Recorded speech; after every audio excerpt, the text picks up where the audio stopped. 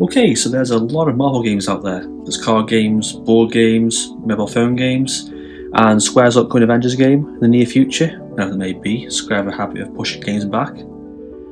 I believe one of the best Marvel themed games currently going is Marvel Champions the card game. So, what is it?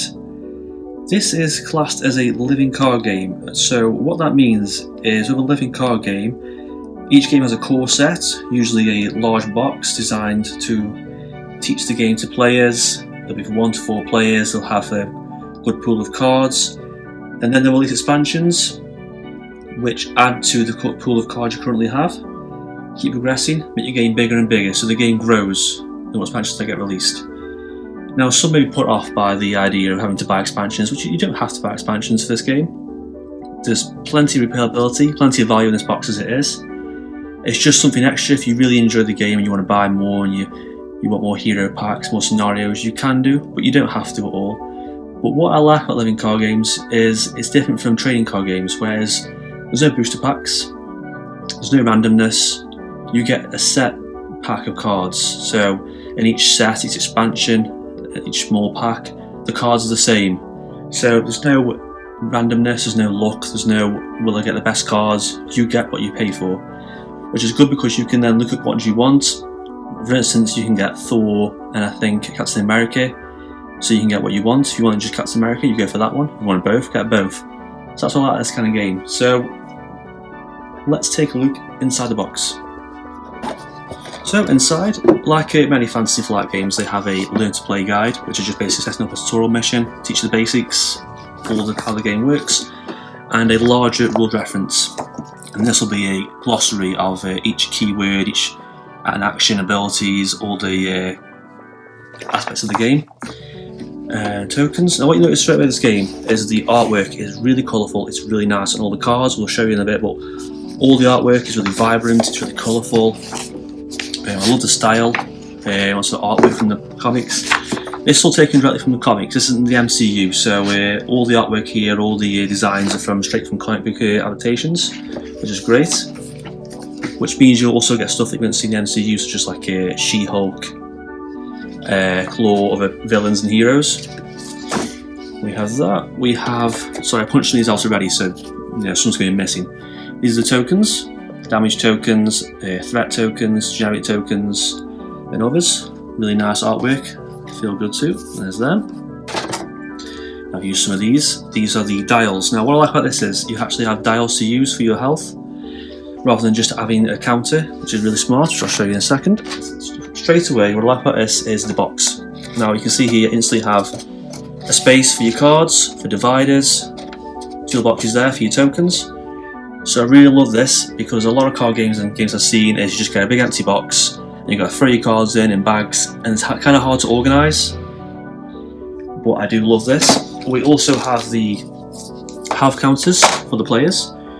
Now you assemble these yourself, they aren't hard to do though, you just push the backs through there. These are really nice because they feel quite sturdy, see they're quite thick, and you just turn the dials around and you get your health there for your character. And there we go. And then the villains are a smaller version of that token, and they're pretty smart. Also have these tokens here, these are little status card tokens, there's 3 statuses, there's confused, stunned and tough. Puts next to the character, and it just gives you a little tip of what the effect does. So, for instance, confused is next time they thought or scheme, discard the card instead. So it's like a little reminder card for you there. The game comes with 5 heroes. We have Iron Man, Black Panther, Spider-Man, She-Hulk, Captain Marvel, and you get 3 villains: Rhino, Claw, and Ultron. Each one has their own strengths and weaknesses. Each one also has the alter ego side, so Tony Stark, T'Challa, Peter Parker, Jennifer Walters, and Carol Danvers. And the artwork you see there is really nice, and the cards straight from the comic books. And they're really cool. The villains here, all their own strategies. I say Ultron's harder. Rhino's probably easier. Claw's like a sort of medium difficulty. Ultron's the hardest. They each have 3 stages, you can see there. The symbol at the top there. I'll go through that in a bit, but that's basically the levels of villain. The easy is 1 and 2.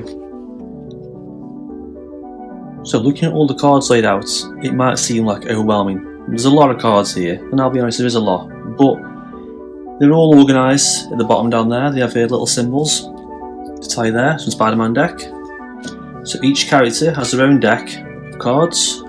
There's certain theme support cards you put into the decks. There's the villain decks, and then there's the villain encounter decks at the top up there. So we'll go through briefly what each one is. So let's take Spider-Man for example. But before we get into this, the game does instantly conclude a pre-built Spider-Man deck and a pre-built Captain Marvel deck. So you haven't got to like faff around and try to find the cards and a pre-built Rhino villain deck. So you can basically open the cards up, shuffle them, and go straight into play the game. It's not too hard.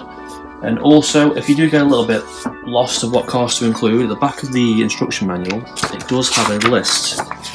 Just find it. So, it tells you there the cards for each character to give you a basic starter deck. You can customise them, so you include the character's own cards and add whatever one you want afterwards, but I'll explain that in a second. And also here you have the scenarios for the villains, so it tells you what cards to include in the villain deck, and if you want to update them, change them, make them harder, customise them a little bit, it gives you tips here how to do it, so it's really simple to follow. So take Spider-Man for example. So we have the hero card with the hero side and the alter ego side. Each one has different abilities. Now each one has different hit points and starting hand sizes, you can see there. So if you were Spider-Man, you'd have 10 starting life and your hand size would be 5. So they have a little symbol down there, tells you which set it's from. Just get that. So we have all the cards of the Spider-Man set. See there, it has a number and a symbol. I haven't got them in order, they're just grouped together. So they're all pretty cool little cards. You have stuff like events, upgrades for your character, allies, some draw cards, some deal damage, some heal, and they're all pretty cool. Now each character has their own nemesis set of cards which you put to the side out of the way. So for Spider-Man, he has the Vulture. These go to the side of the game and they'll sit there, but sometimes an encounter card will pop up and you'll put a certain nemesis into play, which basically just hinders the gameplay a little bit. You know, you bring out the Vulture and he'll change a little bit and he'll put pressure on you, and it's like a little bit of a challenge for you. And also an obligation card which goes into the encounter deck. But basically it's also like another little hindrance to the game, and each one's themed. So obviously Peter Parker, he has, you know, it's the eviction notice. It's nothing too life-threatening or world-ending. It's just for Peter Parker a bad thing would be, you know, an eviction notice for him. So each character, so like Iron Man's nemesis would be Whiplash, and there's his set of cards. And all his cards, so you see there, upgrades for his suit, his power-ups, start tower locations, and see the artwork on the cards are really nice too. War Machine for allies, and they're all themed. So that's basics of the hero decks. Now these are the sort of extra cards you put into the decks. So when you make your deck, you'll have your hero, you'll have your nemesis set, and you'll have your hero set of cards. Once you have that, you pick one of the groups to have. So we have protection, leadership, justice, and aggression, and they're all different kind of themes. So for instance, protection obviously is about healing, generating resources, so you have stuff like allies, Black Widow, Luke Cage, readying your heroes, more defense, counter attacks, stuff like that. Obviously, say something like aggression, it's simple, it's just causing damage, attacking the villain, damaging the scheme, stuff like that. There's rockets, sailors, cool artwork. So don't be put off if you think like, oh, I've only got Iron Man and Spider-Man, Captain Marvel, She-Hulk, Black Panther, because other heroes, as you can see right there, Hawkeye, Daredevil, Tigra, there's Hulk somewhere. Yeah, Hulk is an ally. So you do get to play as other heroes do come into the game, and these are the generic cards. These are just, you can put these in any deck. These go with anything. So these are stuff like generic cards such as Nick Fury, first aid, healing, you know, generating resources, drawing cards. Next up is the villain decks. Now, each villain has 3 stages. So when you're fighting the villain, you'll put 2 of these cards down. If you're fighting them, if you want an easy match, you'll use the first one. When you've beaten the first one, there's the second one. If you want a slightly harder game, you change it round. You use the second card first, go to the third one. Makes it a lot harder, makes a bit of variety when you're playing.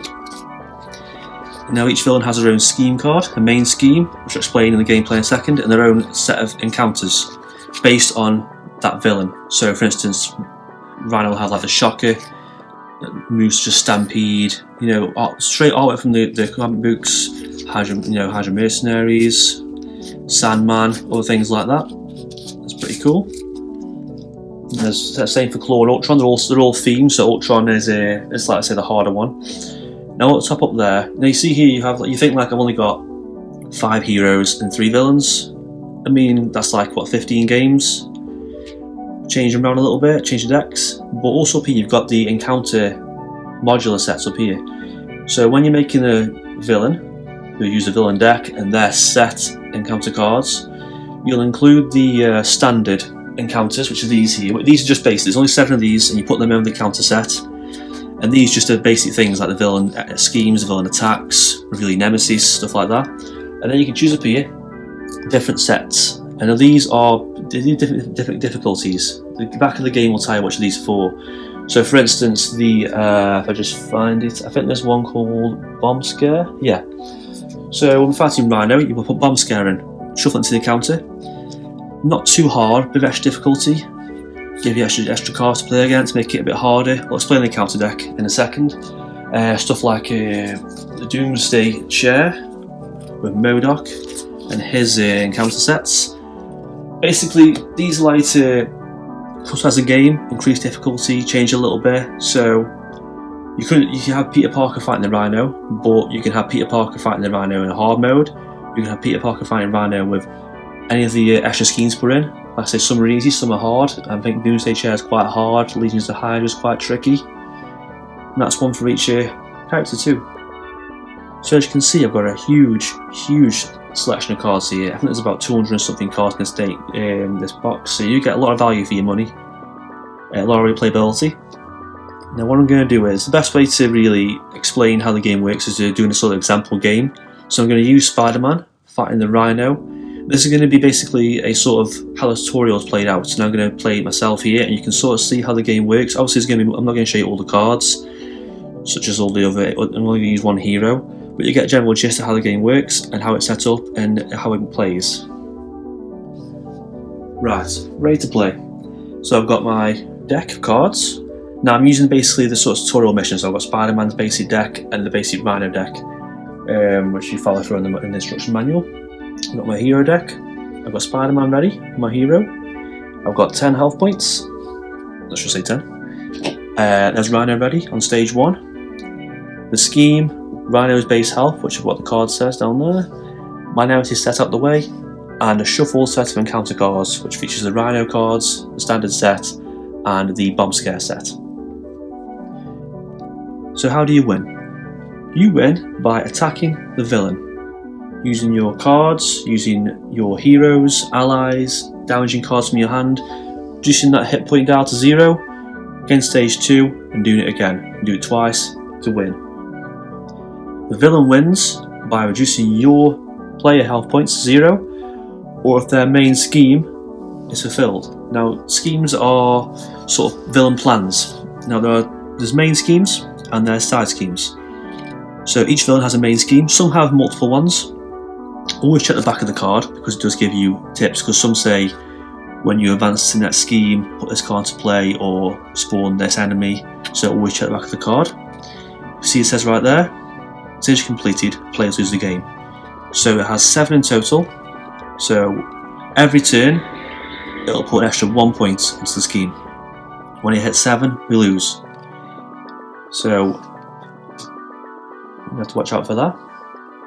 And so we're going to draw 6 cards, because Peter Parker says 2, 3, 4, 5, 6. Okay. So what you can do on your turn, you can play cards, as many as you're able to. You can trigger abilities and actions. You can use your attack, your fort, and your recovery powers. Then you change your form, or you end your turn. So let's go for the basics. So changing your form.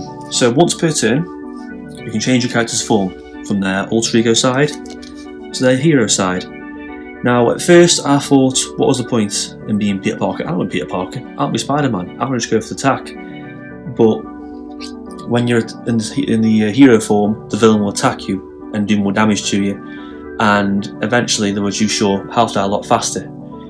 So stay in the alter ego form. But in alter ego form, not only will the scheme counter go up on this, but they'll also scheme, as you can see on Io's card. He'll do an extra scheme, so you'll be doing 2 schemes per turn. And also if you get to 7, you've lost. So it's nice to find that balance of when to change form. And not only that, but the heroes have abilities, just like this one, Peter Parker can generate resources, and Spider-Man has a interrupt action, so when a villain attacks me, I draw a card, so that's pretty cool. Getting symbols, so the symbols here, we've got thwart, attack, defense, and recovery. There's 4 symbols. So when you're doing an action, it's just one of these, you'll exhaust the card. Say you wanted to thwart. Now thwart is removing counters from the scheme. So if I said I'm going to thwart for Spider-Man, I'd exhaust him and take 1 off the scheme. So there'll be no point doing it yet because nothing on the scheme, but that's when the scheme's getting too high, you can thwart. Allies can do this, and certain event cards can do it as well. Attack is what it says. You just attack, take 2 damage off the villain. Now if I do spawn minions, other enemies, you can attack them as well. We'll explain that if we see any. Defense. Now all heroes have defense stats. Now when the villain attacks, the villain always attacks you, the player, directly, the player's health. Now you can choose to take the damage, or you can exhaust a hero or an ally and reduce the damage based on their defense icon there. So if Rhino did 4 damage to me, I defended, I take 1, and I put 3 damage counters on Spider-Man. Now when he has 10, he's defeated. You lose. But it's up to, if you bear in mind, if you do this, you'll kind of be exhausted to the end of your go, so you'll be able to attack again. So it's knowing when to defend, when to take the damage, when to change form is a good strategy. And also recovery. So tapping this will recover 3 health from your player dial here. So that's that. Seeing the actions, so all cards have some cards of actions on you can trigger. So look at cards in my hand. So when you're playing cards, the top corner here is the cost of the card. That's how many resources it's going to require to pay for the card. So let's say I want to play an ally. I want to play Mockingbird, the ally. I need 3 resources. Now how you get resources is, this is what you do. You declare the card, so I want to play Mockingbird. So I put it down. I'm going to need 3 resources. So you see here, the bottom of the card is the resource symbol. This tells you how many resources the card will provide when you discard the card.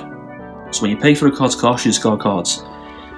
So I can use 2 of these on there. So that's 2 resources. And I'm going to discard this. So you can see there, I paid 3 resources, enough for the cost.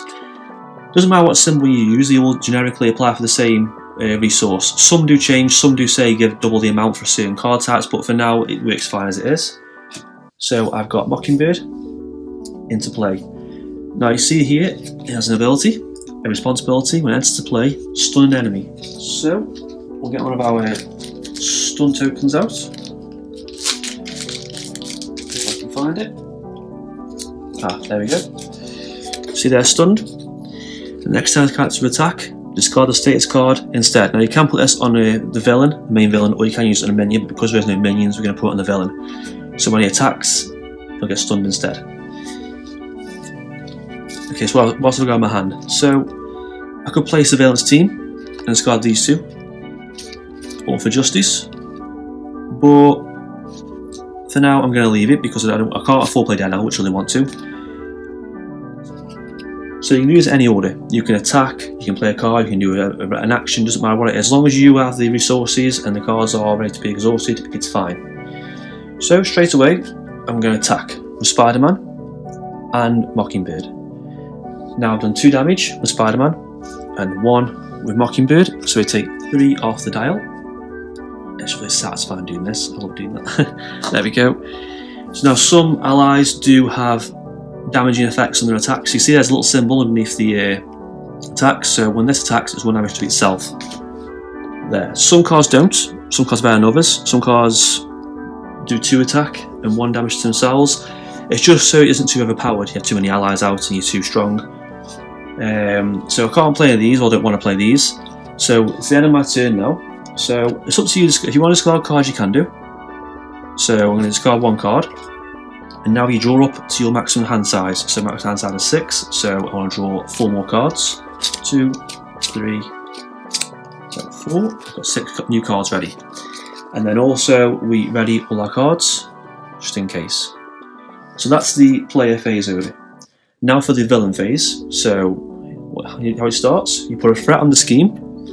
So that says 1, so you put 1 threat token on the scheme. Don't forget that hits 7, we've lost. So the villain will attack. I'll attack each player in player order because I'm playing 1 player, it just attacks me. Now luckily the stun card means no attack for us, so this card is discarded instead. We avoided an attack. But next turn we'll explain how attacks work. And then finally it is the encounter phase. Now the encounter deck up there is shuffled. You set the top card, reveal it. So you see here this one of the bomb scare encounter cards. When revealed, if bomb scare is in play, assign X damage among heroes and allies where X is the amount of threat on bomb scare. If bomb scare is not in play, this card gains surge. So a bomb scare is the side scheme which will play, but we haven't got it in play, as it says there. So the card gains surge. Now surge is a keyword which is in a lot of Fantasy Flight games. It basically means if the card can't be played, you skip it and play another card. Because the bomb scare in play, you play another card instead. See here we have Advance, the villain schemes. There's really nice artwork. It's a treachery card, and we have little flavour text on the card too. So the villain schemes. Now on the villain schemes, we go off the value there, 1, and we put an extra 1 on the scheme. And there we go. And that's the end of the villain phase. Now for our next phase. So what we're going to do is we're going to play Daredevil. I really like this because there's just so many cards to play from, and you're always thinking, oh, should I play that? But you know, if I've got to play that, I've got to discard that, I've got to sack all the cards. So it's kind of like, it's really fun to know what you want to play. Let's see. Let's play Surveillance Team. So I've got 2 of them. So I'm going to play Surveillance Team, which is a support card. I need 2 resources. I'm going to discard another support team. I don't need 2, and get rid of the web dot. So I have to pay for that. And I'll put that there. It enters play with 3 counters on it, so we use the generic counters, which are these. Now I can exhaust this, use the action, which is to turn the card sideways, remove a counter, and that removes, and just check this right, yeah, 1 threat from the scheme, so keeping the scheme down. So always check the scheme, because the scheme can go up faster than the health, so watch out for the scheme. I'm not going to play anything else, I think we're okay for now. So like before, we're just going to go straight for the damage. We're going to attack again with both. So that's 3 damage off Rhino. That shows on 8 health. Damaging Mockingjay. Thinking of Hunger Games here. Mockingbird, should I say, sorry. And that's our phase over. So we draw up to the maximum hand size. You haven't got to discard cards, by the way. It's up to you. I'm not going to discard any cards. I'm just going to draw. So I've got 6, and I'm ready. We're going to ready our cards. And now for the villain phase. So, like before, we scheme based on the scheme, so that's 2. Now for the attack. The villain, so Rhino here has 2 attack. Now rather than just doing 2 attack, the villains don't just do this, we have to do a boost card. So what you do is, you take it off on the card in the encounter deck, you reveal it, you look at the bottom down here, and there's symbols. These add damage based on how many symbols there are, so this is going to add 2 damage to the main attack. Some cards also say boost at the bottom there and do an extra effect, but that just adds 2. So in total, that'll be 4 damage I'm going to be taking. Now, do I want to take 4? Do I want to defend? And what I'm going to do is, I'm going to declare Mockingbird as defender. She takes all the damage, and she is defeated. Some cards have effects that let the damage go through, so trample over and hit you as well, but luckily we didn't use that, so Mockingbird's taken all the damage and she's been defeated. That's attack phase over. Now for the counter phase, what do we get? A minion, Sandman. Spawn a minion. You see here is a criminal elite. He has toughness, so he enters to play with a tough status card. Now, tough status is kind of like a shield. So if it would take damage, instead discard the card. Now, the problem with villain minions, you might think, oh, I'll just leave the minion, but he's going to attack me 3 each turn. He's also going to scheme if I'm in my alter ego form. He's got 4 health. so he's quite tough. So that's the phase over. So I really want that minion gone. So I'm going to do a plain Daredevil really. So what I'm going to do is I'm going to play Daredevil.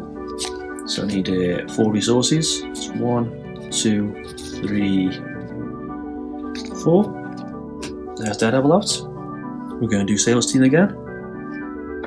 Take one off the scheme. And we're going to attack Sandman with both. So 2 damage off Daredevil. Does nothing. Get rid of the Tough Status card. And then 2 from Spider-Man. Don't forget to put damage on the allies when they do things. So as you can see there, he takes 1.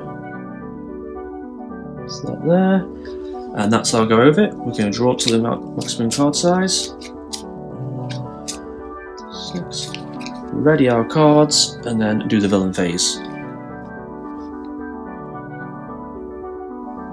The villain schemes. The villain attacks with a boost of nothing. So sometimes you get lucky. So it's just 2 we're going to be taking.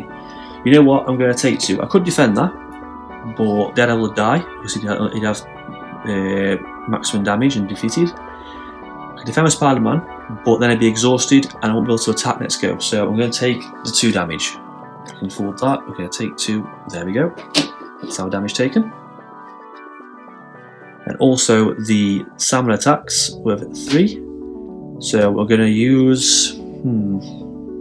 We're going to defend with Spider-Man and put 3 on Spider-Man. There we go. And then finally is the encounter, another minion. So he has a revealed action here. So when he's revealed, you either take 2 damage or place 1 threat on the main scheme. I think I'll put a threat on the main scheme because I can tolerate that for now. Now you see here on my go, Spider-Man is exhausted, so I can't use him. So it's a good strategy to know when to defend, when to let damage go through, can you afford it? So what I'm going to do is, I'm going to do this again.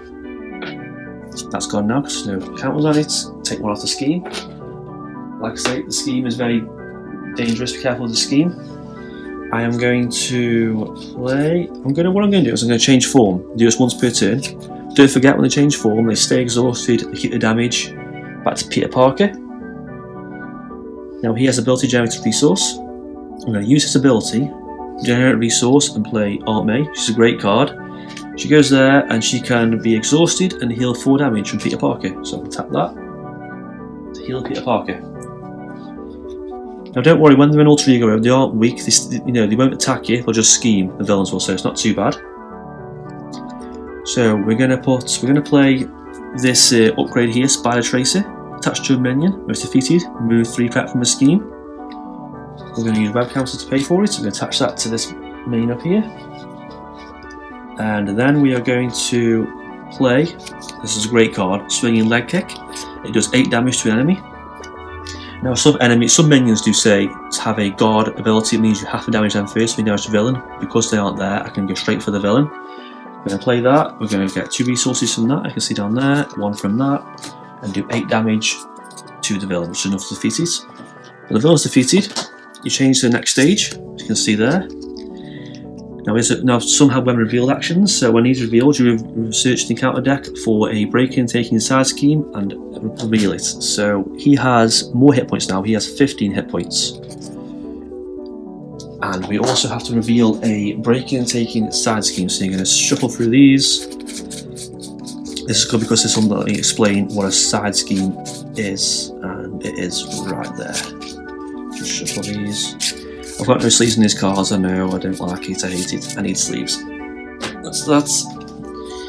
Okay, unrevealed, place an additional threat there. Now these side schemes come into play with threats already on them, like so.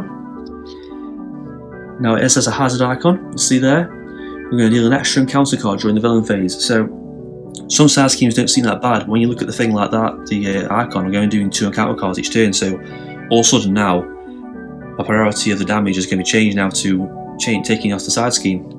Some have other things like Crisis, which means that you can't take stuff off the main scheme, until you got rid of the side scheme. We'll put that there.